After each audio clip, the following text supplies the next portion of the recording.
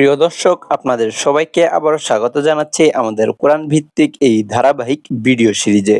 আজ আমরা সূরা বাকারার ৫ থেকে ১০ নম্বর আয়াত নিয়ে আলোচনা করব। এই কয়েকটি আয়াতের ভিতরে আল্লাহ তাআলা আমাদের সামনে এমন ৩টি মানুষের চরিত্র তুলে ধরেছেন, যা শুধু কোনো নির্দিষ্ট সময়ের জন্য নয়, বরং আজকের সমাজ, আমাদের চারপাশ, এমনকি আমাদের নিজের ভিতরেও খুঁজে পাওয়া যায়। সূরা বাকারার ৫ নম্বর আয়াতে আল্লাহ তাআলা বলছেন, তারাই তাদের রবের নির্দেশিত হেদায়েতের উপর রয়েছে এবং তারাই সফলকাম। এই আয়াতটি যেন আগের আয়াতগুলোর একটি সুন্দর প্রতিফলন।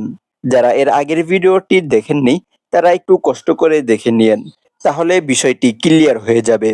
যাই হোক, যারা অদৃশ্য বিশ্বাস করে, নামাজ কায়েম করে, আল্লাহর দেওয়া রিজিক থেকে ব্যয় করে এবং আখিরাতের প্রতি দৃঢ় বিশ্বাস রাখে, তাদের অবস্থান কি? এই প্রশ্নে আল্লাহ তাআলা নিজেই ঘোষণা করছেন, তারা হেদায়েতের উপর প্রতিষ্ঠিত। এখানে প্রতিষ্ঠিত শব্দটি খুবই গভীর। এই প্রতিষ্ঠিত মানে হলো তারা শুধু মাঝে মাঝে ভালো কাজ করে না, বরং তাদের পুরো জীবনটাই একটি সঠিক পথের উপর দাঁড়িয়ে রয়েছে।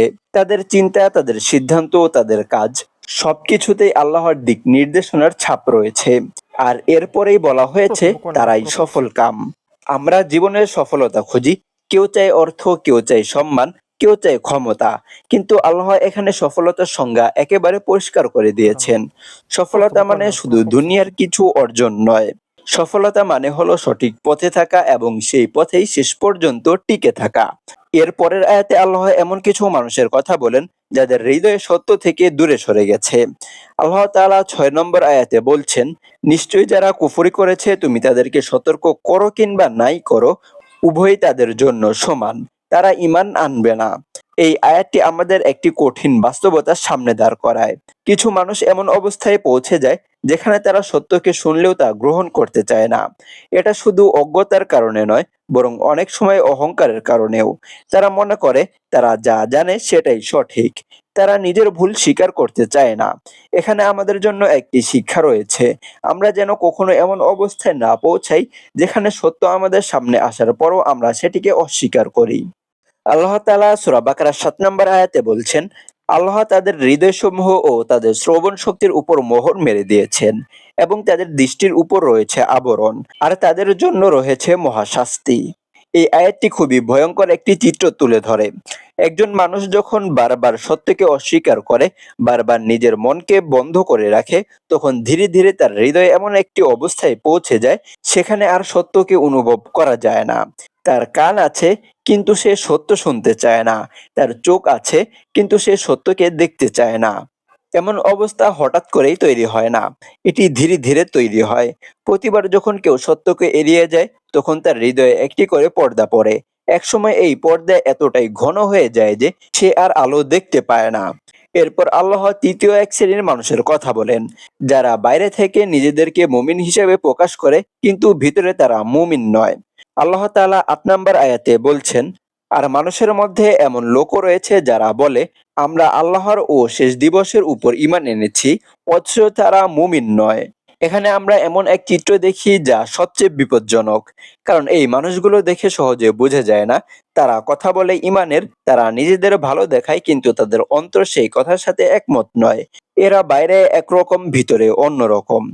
আল্লাহ তাআলা ৯ নম্বর আয়াতে বলছেন, আল্লাহ এবং মুমিনদেরকে তারা প্রতারিত করে, বস্তুত তারা নিজেদেরকে প্রতারিত করছে, অথচ তারা তা বুঝছে না।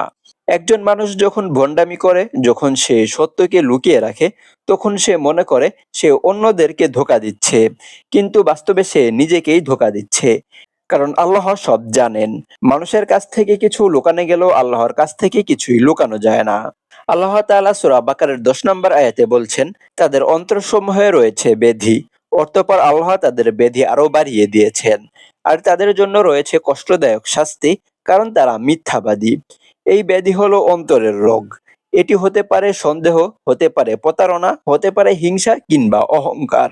যখন একজন মানুষ এই রোগ নিয়ে বাঁচে এবং তা দূর করার চেষ্টা করে না, তখন সেই রোগ ধীরে ধীরে বাড়তে থাকে। আজ ছোট একটি সন্দেহ, কাল একটু বেশি।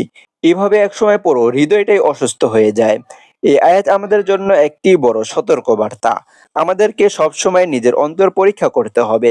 আমাদের ভিতরে কি কোনো ব্যাধি আছে? আমরা কি সত্যকে পুরোপুরি গ্রহণ করেছি, নাকি শুধু মুখেই বলছি? প্রিয় দর্শক, এই আয়াত কয়টি আমাদের সামনে তিনটি পথ খুলে দেয়। এক, যেখানে মানুষ সত্যকে গ্রহণ করে আল্লাহর পথে চলে যায় এবং সফল হয়। দুই, যেখানে মানুষ সত্যকে অস্বীকার করে এবং ধীরে ধীরে নিজের হৃদয়কে বন্ধ করে ফেলে। তিন, যেখানে মানুষ নিজেকেই ধোঁকা দেয়, বাইরে ভালো দেখায় কিন্তু ভিতরে দুর্বল থাকে। এখন প্রশ্ন হলো, আমরা কোন পথে আছি? এই প্রশ্নের উত্তর আমাদের নিজেদেরকেই খুঁজে বের করতে হবে। কোরআন আমাদের শুধু গল্প শোনায় না, বরং আমাদের সামনে একটি আয়না তুলে ধরে। আমরা যদি সেই আয়নায় নিজেদের দিকে তাকাতে পারি, তাহলে আমরা বুঝতে পারবো আমাদের কোথায় পরিবর্তন করতে হবে। আজ থেকেই আমরা চেষ্টা করি আমরা যেন সত্যকে আন্তরিকভাবে গ্রহণ করি, আমরা যেন নিজের ভিতরের ভুলগুলো চিনতে পারি এবং তা সংশোধন করতে পারি। কারণ যে ব্যক্তি নিজের ভুল স্বীকার করতে পারে, সেই প্রকৃত সফলতার পথে এগিয়ে যেতে পারে। সো এই ছিল মূলত আজকে আমাদের এই ছোট্ট ভিডিও। কার কাছে কেমন লাগলো চাইলে কমেন্ট বক্সে জানিয়ে দিতে পারেন। আমরা খুব শীঘ্রই পরবর্তী ভিডিওতে সূরা বাকারার পরবর্তী আয়াতগুলো নিয়ে কথা বলবো।